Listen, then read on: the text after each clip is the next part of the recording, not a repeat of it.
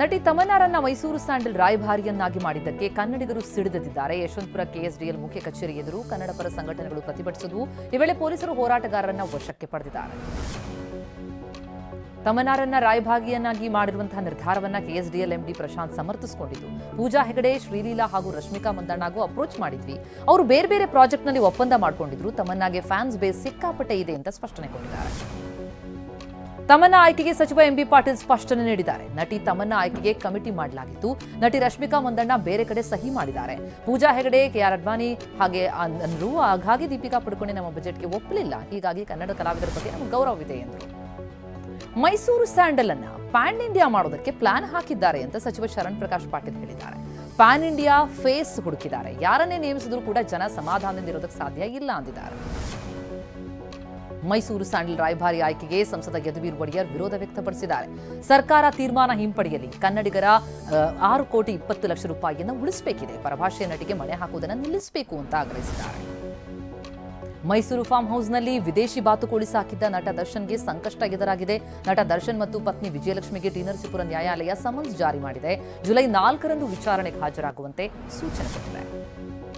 ನಟಿ ಪವಿತ್ರ ಗೌಡ ಸಾಮಾಜಿಕ ಜಾಲತಾಣದಲ್ಲಿ ಪೋಸ್ಟ್ ಹಾಕಿದ್ದಾರೆ. ಸಮಯ ಮತ್ತು ತಾಳ್ಮೆ ತುಂಬಾ ಮುಖ್ಯ. ಮೌನವಾಗಿರೋದೇ ಎಲ್ಲಾ ಪ್ರಶ್ನೆಗೆ ತಕ್ಕ ಉತ್ತರ. ಎಲ್ಲಾ ಪರಿಸ್ಥಿತಿಗೂ ನಗುವೆ ಬೆಸ್ಟ್ ರಿಯಾಕ್ಷನ್ ಅಂತ ಬರ್ಕೊಂಡಿದ್ದಾರೆ. ಅತ್ಯಾಚಾರ ಪ್ರಕರಣಕ್ಕೆ ಸಂಬಂಧಪಟ್ಟಂತೆ ನಟ ಮಡೆನೂರು ಮನುವನ್ನ ಅರೆಸ್ಟ್ ಮಾಡಲಾಗಿದೆ. ಬೆಂಗಳೂರಿನ ಅನ್ನಪೂರ್ಣೇಶ್ವರಿ ನಗರ ಪೊಲೀಸರು ವೈದ್ಯಕೀಯ ಪರೀಕ್ಷೆಗೆ ಕರೆದೊಯ್ದಿದ್ದಾರೆ. ಬಳಿಕ 6ನೇ ಎಸಿಜಿಎಂ ಕೋರ್ಟ್ಗೆ ಹಾಜರುಪಡಿಸಿದ್ದಾರೆ. ಸಿನಿಮಾಗೆ ತೊಂದರೆ ಕೊಡೋ ಉದ್ದೇಶ ನನ್ನದಲ್ಲ ಅಂತ ಸಂತ್ರಸ್ತೆ ಹೇಳಿದ್ದಾರೆ. ನನ್ನ ಮತ್ತು ಮನು ಮಧ್ಯೆ ಒಂದಷ್ಟು ಜಗಳ ಗೊಂದಲ ಇತ್ತು. ಸಿನಿಮಾ ಪ್ರೊಡ್ಯೂಸರ್ಗೆ ಮೆಸೇಜ್ ಮಾಡಿ ತಪ್ಪು. ಏನಿದ್ರೂ ನಮ್ಮ ಮಧ್ಯೆ ಇರಬೇಕಿತ್ತು ಅಂತ ವಿಡಿಯೋ ಹೇಳಿಕೆ ಬಿಟ್ಟಿದ್ದಾರೆ. ನ್ಯಾಷನಲ್ ಹೆರಾಲ್ಡ್ ಅಕ್ರಮ ಹಣ ವರ್ಗಾವಣೆ ಪ್ರಕರಣದಲ್ಲಿ ಡಿಕೆ ಸಹೋದರರ ಹೆಸರು ಕೇಳಿಬಂದಿದೆ.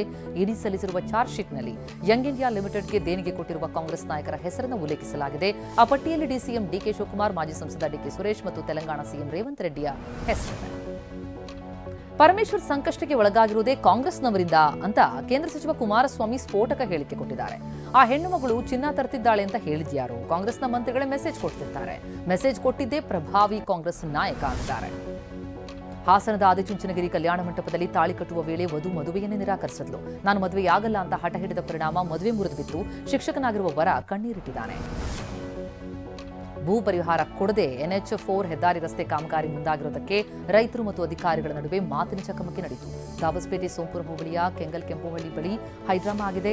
1 ವಾರ ಕಾಲಾವಕಾಶ ನೀಡಿ ಅಧಿಕಾರಿಗಳು ತೆರಳಿದ್ದಾರೆ. ಮೈಸೂರು ತಾಲೂಕಿನ ಗುಜ್ಜೇಗೌಡನಪುರದಲ್ಲಿ ದಕ್ಷಿಣ ಅಯೋಧ್ಯ ದೇಗುಲ ನಿರ್ಮಾಣಕ್ಕೆ ವಿರೋಧ ವ್ಯಕ್ತ ಆಗಿದೆ. ಅಯೋಧ್ಯೆಯ ಮೂಲಶಿಲೆ ಸಿಕ್ಕ ಸ್ಥಳದಲ್ಲಿ ಗಲಾಟೆಯಾಗಿದೆ. ದಲಿತ ಸಂಘರ್ಷ ಸಮಿತಿ ಮುಖಂಡರು ದೇಗುಲ ಕಟ್ಟುವುದಕ್ಕೆ ಬಿಡಲ್ಲ ಅಂತ ಪ್ರತಿಭಟಿಸಿದ್ದಾರೆ. ಪಾಕ್ ಪರ ಬೇಹುಗಾರಿಕೆ ಮಾಡ್ತಾ ಇದ್ದ ಮತ್ತಿಬ್ಬರನ್ನ ಬಂಧಿಸಲಾಗಿದೆ.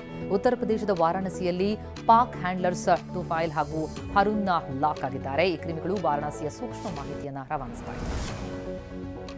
ಬಂಧಿತ ತುಫೈಲ್ ವಿಚಾರಣೆ ವೇಳೆ ಸ್ಫೋಟಕ ಮಾಹಿತಿ ಬಯಲಾಗಿದೆ. ಈ ಆರೋಪಿ 600 ಪಾಕ್ ಪ್ರಜೆಗಳ ಜೊತೆ ಲಿಂಕ್ ಹೊಂದಿದ್ದ. ವಾಟ್ಸ್ಆಪ್, ಫೇಸ್ಬುಕ್ನಲ್ಲಿ ಚಾಟಿಂಗ್ ಮಾಡ್ತಿದ್ದ. ರಾಜ್ಘಾಟ್, ನಮೋಘಾಟ್, ಜ್ಞಾನವಾಪಿ ರೈಲ್ವೆ ನಿಲ್ದಾಣ ಹಾಗೂ ಜಾಮಿಯಾ ಮಸೀದಿ, ರೆಡ್ ಫೋರ್ಟ್ ಫೋಟೋವನ್ನು ರವಾನಿಸಿದ್ದಾನೆ. ಪಾಕ್ನ ದುಷ್ಕೃತ್ಯದ ಬಗ್ಗೆ ಸಾರೋದಕ್ಕೆ ರಷ್ಯಾಕ್ಕೆ ಹೋಗಿರುವ ಭಾರತದ ನಿಯೋಗಕ್ಕೆ ಅಪಾಯ ಎದುರಾಗಿದೆ. ಮಾಸ್ಕೋ ಮೇಲೆ ಉಕ್ರೇನ್ ಡ್ರೋನ್ ದಾಳಿ ಮಾಡಿತು. ಕನ್ನಿಮೋಳಿ ನಿಯೋಗವಿದ್ದಂತಹ ವಿಮಾನ ಆಗಸದಲ್ಲೇ ಗಿರ್ಕಿ ಹೊಡಿತು. ಸಂಸದರ ನಿಯೋಗ ಕೂದಲಿಯ ಅಂತರದಲ್ಲಿ ಪಾರಾಗಿದೆ. ಪಾಕಿಸ್ತಾನ ಸೇನಾ ಮುಖ್ಯಸ್ಥ ಆಸಿಮ್ ಮುನೀರ್ಗೆ ಬಡ್ತಿ ಕೊಟ್ಟಿರುವುದಕ್ಕೆ ಮಾಜಿ ಪ್ರಧಾನಿ ಇಮ್ರಾನ್ ಖಾನ್ ವ್ಯಂಗ್ಯವಾಡಿದ್ದಾರೆ. ಆಸಿಮ್ ಮುನೀರ್ಗೆ ಫೀಲ್ಡ್ ಮಾರ್ಷಲ್ ಬದಲು ರಾಜ ಎಂಬ ಟೈಟಲ್ ಒಪ್ಪುತ್ತೆ. ಯಾಕಂದ್ರೆ ಜಂಗಲ್ ಆಡಳಿತದಿಂದ ದೇಶ ನಡೀತಾ ಇದೆ. ಕಾಡಿನಲ್ಲಿ ಒಬ್ಬನೇ ಒಬ್ಬ ರಾಜ ಇರ್ತಾನೆ ಅಂತ ಟ್ವೀಟ್ ಮಾಡಿದ್ದಾರೆ. ತಮಿಳುನಾಡಿನ ರಾಮನಾಥಪುರಂನಲ್ಲಿ ಮಾನಸಿಕ ಅಸ್ವಸ್ಥ ಸಂಬಂಧಿಕನೊಬ್ಬ ಮಗುವಿನ ತಲೆ ಕತ್ತರಿಸಿದ್ದಾನೆ. ಲೆಮೂರಿಯಾ ಕೊಲಿಯಾದ ಎಂಬ ಹೆಣ್ಣು ಮಗುವನ್ನ ಮನೆಯ ಹಿಂಭಾಗಕ್ಕೆ ಕರೆದೊಯ್ದು ಚಾಕುವಿನಿಂದ ತಲೆ ಕೊಯ್ದಿದ್ದಾನೆ. ಬಳಿಕ ತಲೆಯನ್ನು ಕೆರೆಗೆಸಿದ್ದಾನೆ. ಜಪಾನ್ನಲ್ಲಿ ಕ್ಯಾಬ್ ಚಾಲಕನೊಬ್ಬ 50ಕ್ಕೂ ಹೆಚ್ಚು ಮಹಿಳೆಯರ ಮೇಲೆ ಅತ್ಯಾಚಾರ ಎಸಗಿದ್ದಾನೆ. ಮಹಿಳಾ ಪ್ರಯಾಣಿಕರಿಗೆ ಡ್ರಗ್ಸ್ ಕೊಟ್ಟು ಅತ್ಯಾಚಾರ ಎಸಗ್ತಾ ಇದ್ದ ಆರೋಪಿಯನ್ನು ಬಂಧಿಸಲಾಗಿದೆ. ಬಂಧಿತನಿಂದ 3,000 ವಿಡಿಯೋ ಫೋಟೋ ವಶಕ್ಕೆ ಪಡೆಯಲಾಗಿದೆ. ಮುಂಬೈನಲ್ಲಿರುವ ಬಾಲಿವುಡ್ ನಟ ಸಲ್ಮಾನ್ ಖಾನ್ ನಿವಾಸಕ್ಕೆ ಬಿಗಿ ಭದ್ರತೆ ಒದಗಿಸಲಾಗಿದೆ. ಗ್ಯಾಲಕ್ಸಿ ಅಪಾರ್ಟ್ಮೆಂಟ್ ಮೇಲೆ ಪೊಲೀಸರು ಹದ್ದಿನ ಕಣ್ಣಿಟ್ಟಿದ್ದಾರೆ. ಅಪಾರ್ಟ್ಮೆಂಟ್ಗೆ ಬರುವವರ ಕಾರುಗಳನ್ನು ಪರಿಶೀಲಿಸಿ ಬಿಡಲಾಗ್ತಾ ಇದೆ.